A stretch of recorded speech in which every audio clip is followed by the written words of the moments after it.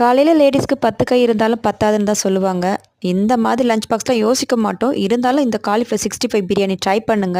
ஈஸியாக செஞ்சிடலாங்க. Cauliflower cut பண்ணிட்டு 2 நிமிஷம் சுடுதண்ணியில் போட்டு எடுத்து வச்சுக்கோங்க. அதில் 1 டேபிள் ஸ்பூன் கடலை மாவு, அரிசி மாவு, கார்ன்ஃப்ளவர், உப்பு, மிளகாய் தூள் சேர்த்துட்டு ஒரு 5 நிமிஷம் ஊற விட்டுட்டு எண்ணெயை சூடு பண்ணிட்டு பொன்னிறம் ஆக வரைக்கும் பொரிச்சு எடுத்துக்கோங்க. அவ்வளோதாங்க, மொறு மொறுன்னு காலிஃப்ளவர் 65 ரெடி ஆயிடுச்சு.